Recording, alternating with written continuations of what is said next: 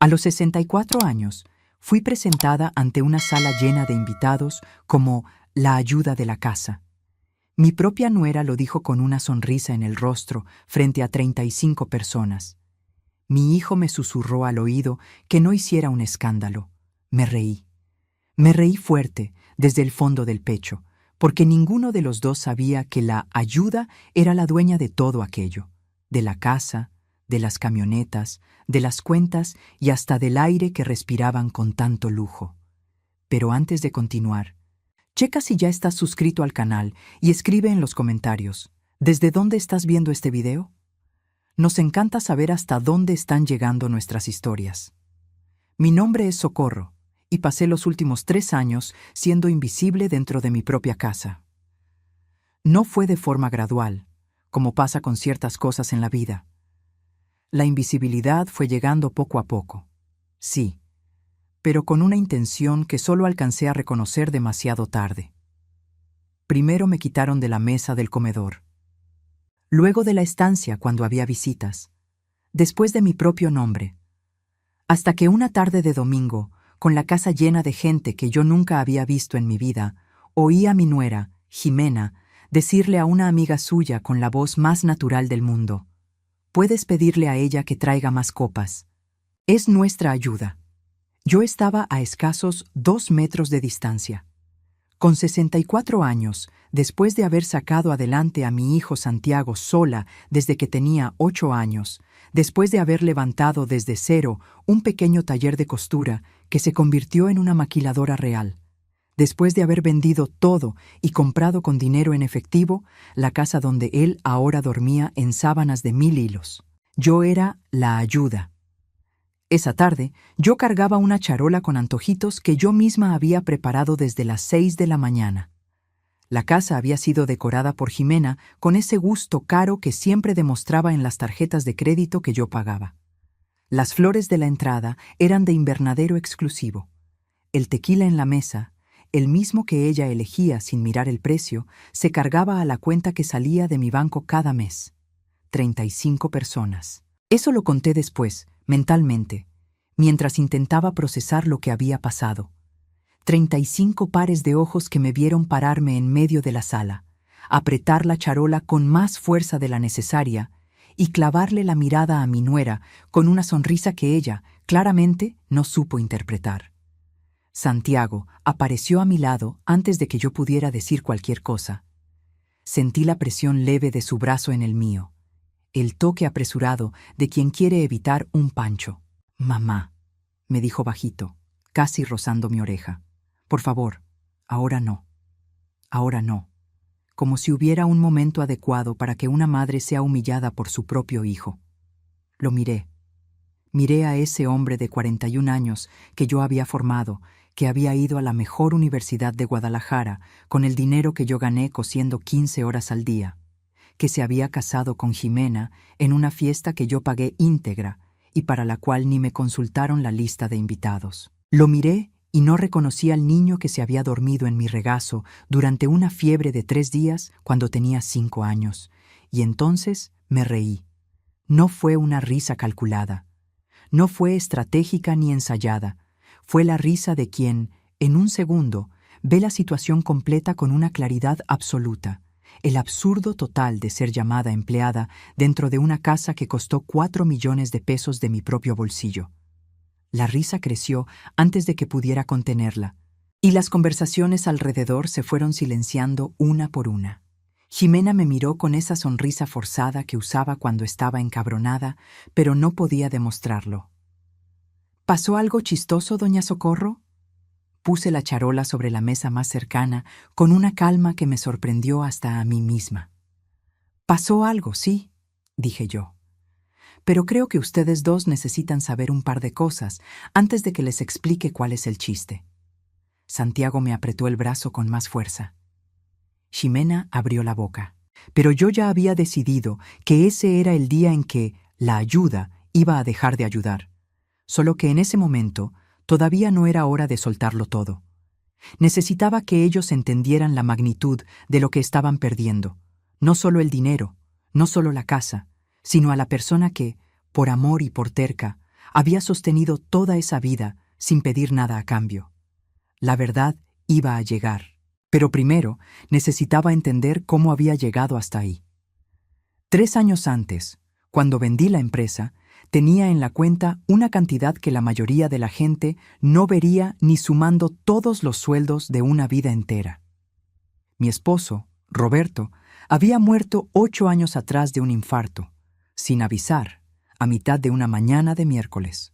Después de eso, fuimos yo y el trabajo, yo y las máquinas de coser, yo y los números que iban creciendo mientras yo fingía que todo estaba bien. Santiago nunca supo exactamente cuánto tenía. Sabía que había vendido el negocio, sabía que estaba bien de lana, como él mismo decía, de un modo vago que significaba que no quería profundizar en el asunto. Cuando Jimena sugirió que me fuera a vivir con ellos, «Usted no debería estar solita en un departamento tan grande, doña Zoco». Debía haber visto lo que había detrás de esa invitación, pero quise creer. Quería mucho creer. Así que compré la casa en una zona exclusiva de Querétaro. Pagué de contado. La puse a mi nombre, solo al mío, porque mi abogada, Claudia, dijo que era más prudente, y yo acepté casi por instinto, sin imaginar que esa decisión un día haría toda la diferencia. Les dije que era una especie de herencia adelantada, que la casa era de ellos para vivir, que yo estaba aportando al futuro de la familia.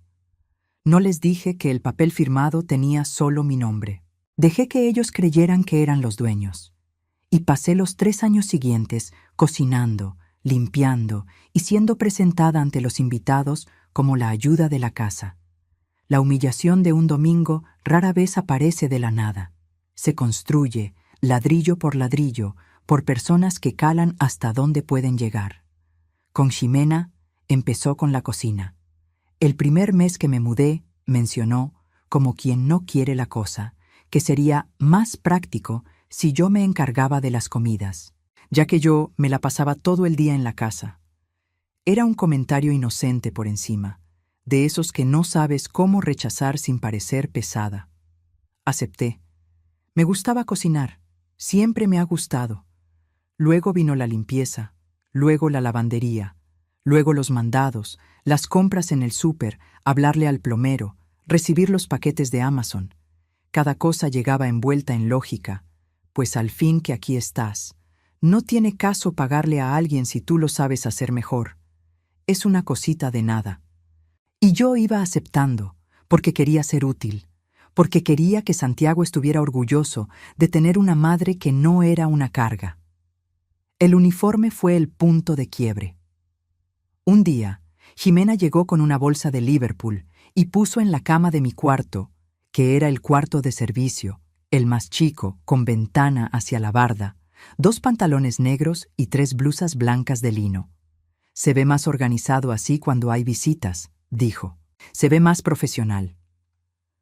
Me quedé mirando esa ropa por un tiempo que no sabría decir cuánto fue. Después doblé todo, lo puse en el cajón y no dije ni media palabra. Empecé a usarlo. Santiago nunca comentó nada. Nunca me preguntó si estaba bien, si necesitaba algo, si tenía planes para el fin de semana o ganas de visitar a alguna amiga.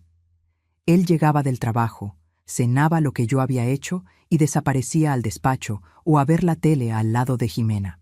Yo lavaba los trastes y me bajaba a mi cuarto. Lo que me mantenía eran mis nietos, los hijos de mi cuñada Leticia, que nos visitaban a veces, Paco, de 10 años, y Anita, de 8. Ellos todavía me decían, abuela Zoco, todavía corrían hacia mí cuando llegaban, todavía me pedían los polvorones que yo les hacía. Era lo único en esa casa que se sentía real. Pero 2 meses antes de aquel domingo fatídico, el comportamiento de los niños cambió. Paco dejó de saludarme. Anita me sacaba la vuelta. Una tarde en que Leticia llamó y yo contesté por error, pensando que era mi celular, oí a Anita decirle a su mamá, con una voz chiquita y asustada, que la señora que trabaja ahí había contestado el teléfono. La señora que trabaja ahí. Mi nieta de 8 años me llamó la señora que trabaja ahí. Me quedé parada en el pasillo con el teléfono en la mano hasta que Leticia notó el silencio y colgó. Después me fui a mi cuarto. Me senté en la orilla de la cama y me quedé mirando la pared por un buen rato. No lloré. Estaba más allá del llanto. Llamé a Leticia esa misma noche. Le pregunté directamente qué les había dicho Jimena a los niños sobre mí. Leticia se quedó callada un momento. Después, con ese tono cuidadoso de quien no quiere armar bronca, me lo soltó. Jimena les había dicho a los niños que yo era una empleada de la familia, que hace tiempo yo me había confundido y creído que era pariente, pero que no era así, que yo era una viejita simpática, pero que no tenían que tratarme como abuela porque eso me podía confundir más. Confundida. Jimena me había convertido en un personaje patético en la cabeza de los niños. Una viejita, senil, que ya no sabía quién era. Cuando colgué el teléfono, entendí que no estaba lidiando con un descuido o con mal humor. Estaba lidiando con una estrategia, y una estrategia exige una respuesta a la altura. Esa misma semana, llamé a Claudia, mi abogada, y agendé una cita. No les conté nada a Santiago ni a Jimena. Fui a su despacho una mañana que dije que iba al mercado y pasé 2 horas platicando sobre lo que era mío, lo que podía hacer y lo que necesitaba documentar antes de dar cualquier paso. Claudia no se sorprendió. «Esto pasa más de lo que la gente se imagina», dijo ella, con la calma de quien ya lo ha visto todo. «La buena noticia es que estás en una posición mucho más fuerte de lo que crees». Regresé a la casa, preparé la comida, doblé la ropa y seguí siendo la ayuda. Por el momento. Hay algo que nadie te dice sobre ser tratada como invisible. Empiezas a oírlo todo. Cuando la gente no te ve, habla libremente. No porque sean descuidados, sino porque simplemente se les olvida que estás ahí. Y yo siempre estaba ahí, lavando, acomodando, preparando, organizando, presente en todos los cuartos, ausente en todas las conversaciones.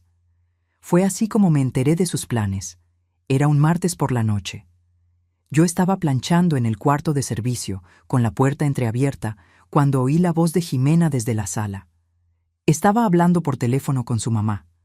Yo reconocía el tono específico que usaba en esas llamadas, una mezcla de queja y planificación. Me quedé inmóvil con la plancha en la mano.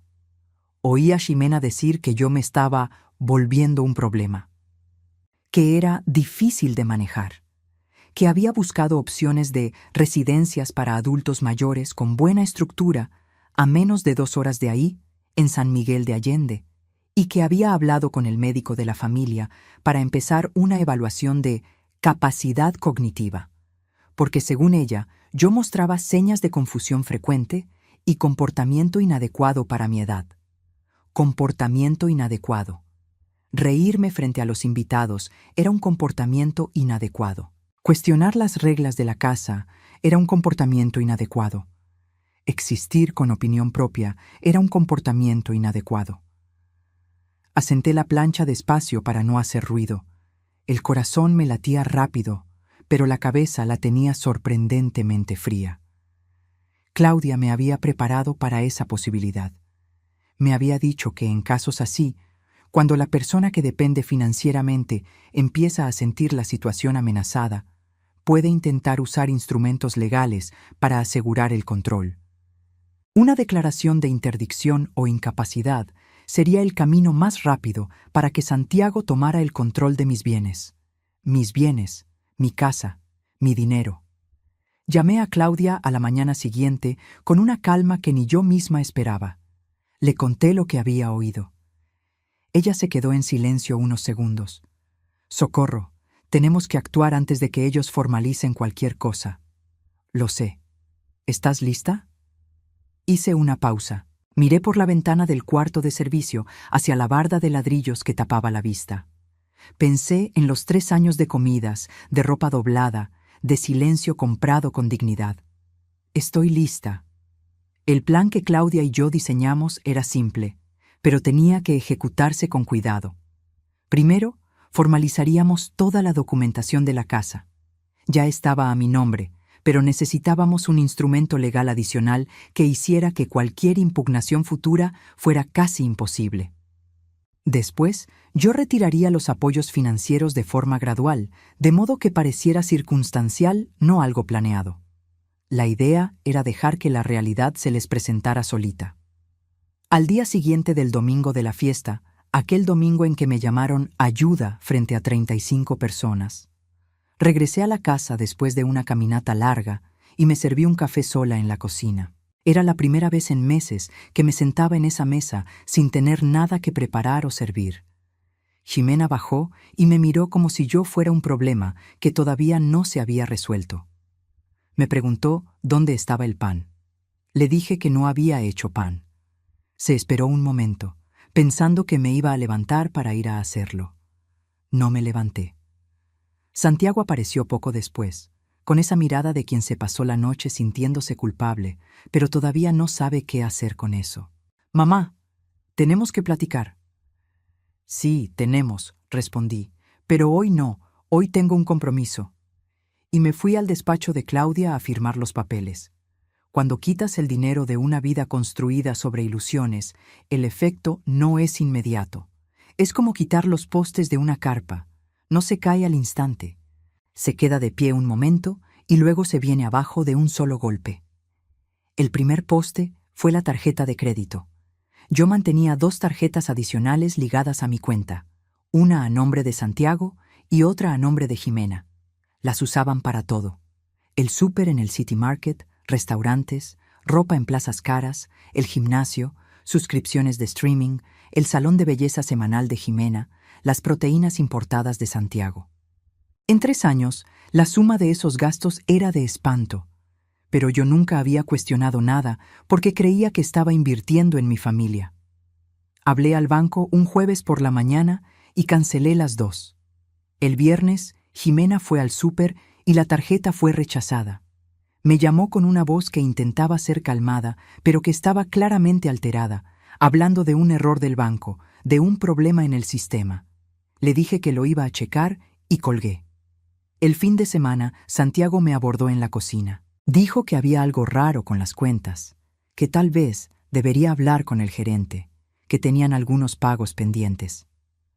La forma en que hablaba, cuidadosa, dando rodeos, sin mencionar directamente el dinero. Me dijo todo sobre lo que había aprendido a hacer en 3 años de matrimonio con Ximena.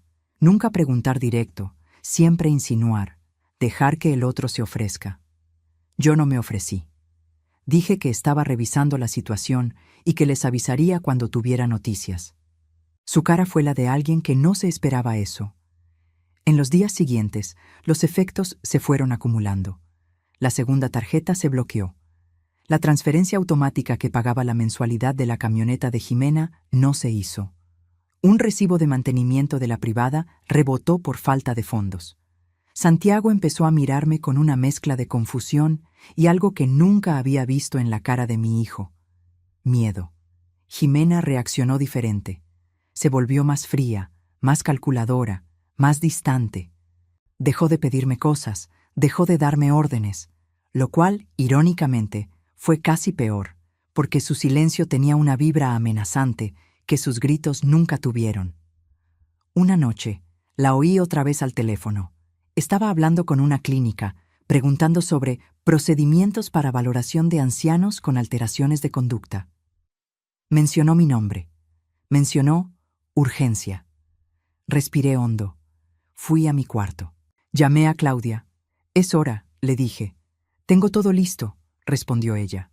«Quedamos para la semana siguiente». Yo llamaría a Santiago y a Ximena a una plática, pero no sola. Claudia estaría presente, igual que mi hermana Verónica, que era la única persona de la familia que sabía todo desde el principio. Vero tenía 70 años, era jubilada y tenía una forma de entrar a cualquier cuarto que hacía que la gente se enderezara en sus sillas sin saber bien por qué. Ella era exactamente lo que necesitaba a mi lado. En esa semana previa a la charla, seguía siendo todo igual. Cociné, limpié, doblé ropa. Dejé que creyeran que mi silencio era pasividad. No lo era.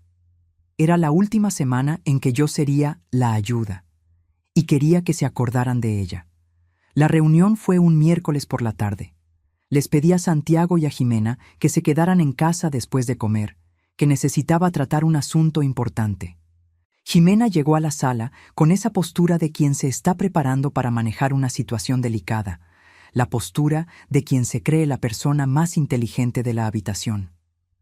Santiago se sentó a su lado, los dos en el sofá, y yo me senté en el sillón que siempre había sido mío, aunque nadie se acordara.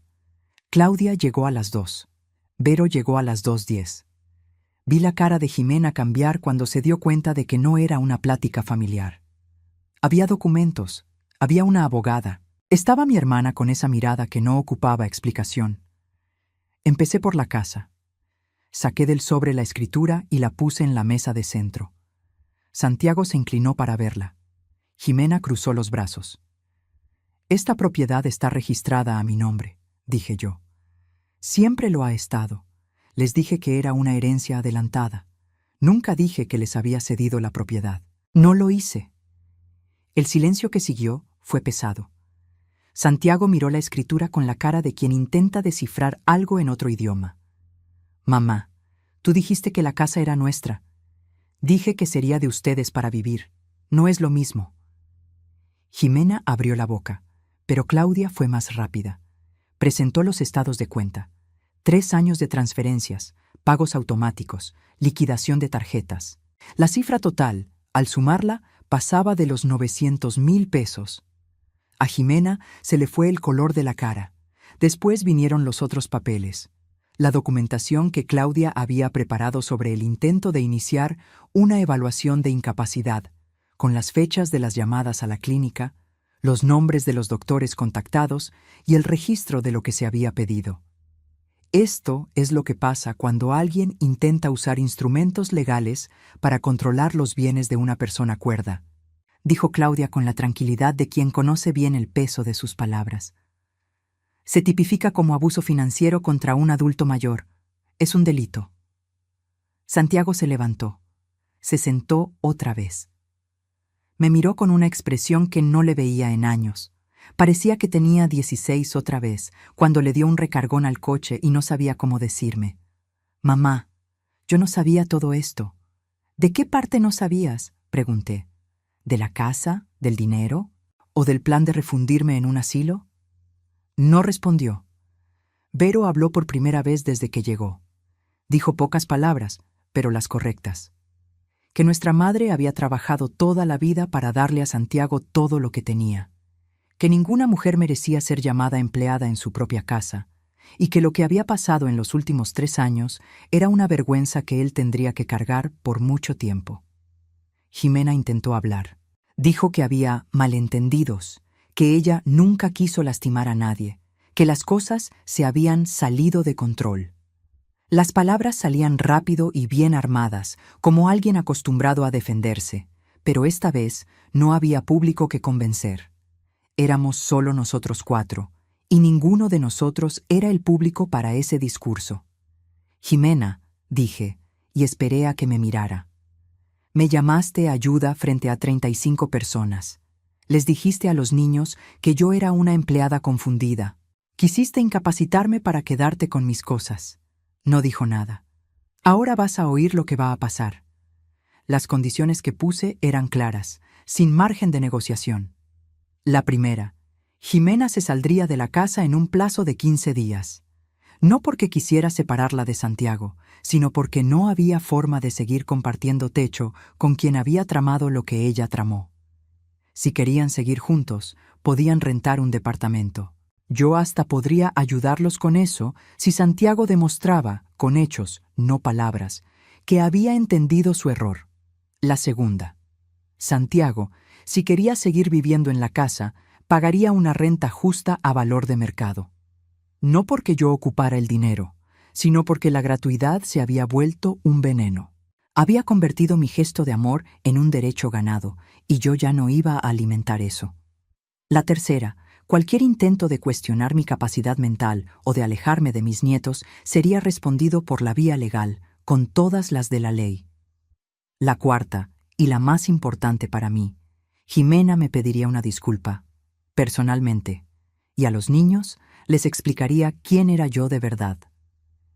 Jimena se levantó antes de que terminara la cuarta condición. Dijo que no iba a dejarse humillar así en su propia casa. La miré con calma. «En tu propia casa no», le dije. «En la mía». Se salió de la sala. Oí sus pasos subiendo la escalera, luego el portazo sordo de su habitación. Santiago se quedó sentado. Tenía los codos en las rodillas y la cara entre las manos, la postura exacta de alguien que intenta entender cómo llegó a donde llegó. Claudia y Vero se salieron discretamente a la cocina, dejándome sola con él. Nos quedamos en silencio un rato. «Se me olvidó que eras mi madre», dijo al fin, con la voz ahogada por sus manos. No era una excusa. Era una confesión. «Lo sé», respondí. «Esto no tiene perdón. No lo tiene». Levantó la cara y me miró con esos ojos que eran iguales a los de Roberto. Lo único del padre que se le notaba al hijo adulto. Estaban rojos. «¿Me vas a dar una oportunidad de arreglarlo?». Lo pensé antes de contestar. No porque no supiera la respuesta, sino porque quería que él sintiera el peso de la misma. «Te la voy a dar», dije yo. «Pero arreglarlo no es solo pedir perdón. Es que me hables cuando tengas un problema, en vez de escondérmelo. Es que me presentes como tu madre, no como la ayuda. Es que les digas a tus hijos quién es su abuela de verdad».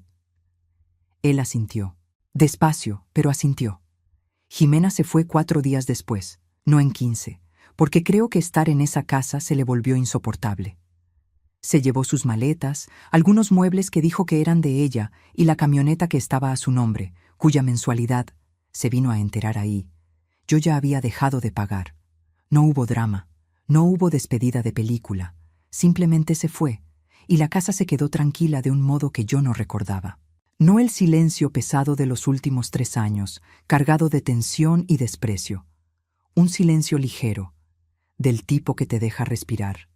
Esa noche me senté en la cabecera de la mesa del comedor por primera vez desde que llegué. Yo había escogido esa mesa, el modelo, el tamaño, el color de la madera.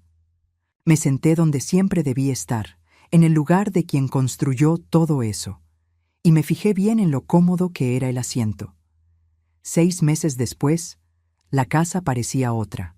Santiago vivía en la planta alta, pagando su renta puntual, con un cliente nuevo que consiguió por su cuenta, sin Ximena, sin sus redes sociales, sin la fachada de prosperidad que ella le había armado. Un cliente real, un trabajo real. Le había hablado a Leticia y les había explicado a los niños quién era yo. No sé qué les dijo exactamente, pero la primera vez que Paco y Anita vinieron a visitarme después de eso, Paco entró por la puerta, aventó la mochila al sillón y gritó: «Abuela Soco, metí un gol de chilena hoy», como si no hubiera pasado ni un día. Anita me abrazó por la cintura y se quedó así más tiempo del necesario. Me quedé con ese abrazo guardado por semanas. Jimena, según Leticia, le andaba contando a quien quisiera oírla que yo había sido cruel y calculadora, que había destruido su matrimonio por interés. Tal vez se lo creía. Tal vez necesitaba creérselo para seguir sintiéndose la víctima. No era mi bronca resolver eso. Yo había dejado de resolver los problemas de los demás el día que salí de aquel despacho con los papeles firmados. A los 64 años, aprendí algo que nadie debería aprender tan tarde. El amor sin límites no es una virtud. Es negligencia con una misma. Yo había amado a Santiago de una forma que no le dejaba espacio para aprender a respetarme, porque yo siempre estaba ahí para amortiguar las consecuencias de sus decisiones. La casa era mía. El dinero era mío. Pero más que nada, y esto era lo que Jimena nunca entendió, la historia era mía. La historia de la mujer que empezó con una máquina de coser prestada y levantó una empresa de la nada, que crió a un hijo sola después de que el marido murió de un día para otro, que vendió todo lo que había construido para asegurar el futuro de ese hijo y que pasó 3 años siendo tratada como gata dentro de la casa que compró con su propio dinero. Esa mujer no era invisible. Nunca lo había sido. Solo había permitido, por amor y por cansancio, que la hicieran creer que lo era. Una tarde de sábado, unos meses después de todo esto, Paco me pidió que le enseñara a hacer los polvorones de mi mamá, esa receta que yo aprendí con ella y que hacía que toda mi infancia oliera a domingo. Nos quedamos los dos en la cocina por 2 horas, con harina en la barra, harina en las manos, galletas quemadas en la primera charola y galletas perfectas en la segunda. Cuando él mordió la primera y cerró los ojos con la cara de quien acaba de entender por qué la gente guarda recetas, sentí que algo en mi pecho se acomodaba. No era perdón. El perdón de verdad toma tiempo y yo no tenía prisa. Era algo diferente. Era el reconocimiento de que, a pesar de todo, había llegado al otro lado. Seguía de pie. Seguía siendo yo. Y la cocina que estaba ocupando era la mía. Si llegaste hasta aquí, gracias por quedarte. Esta historia es sobre algo que mucha gente reconoce pero pocos dicen en voz alta. Lo que pasa cuando das tanto de ti que los demás olvidan que tú también eres persona. Ahora, si te gustó esta historia, dale clic en suscribirte y dime en los comentarios qué parte te dejó con el ojo cuadrado. Ah, y no olvides hacerte miembro para tener acceso a videos exclusivos que no subo aquí. Te espero allá.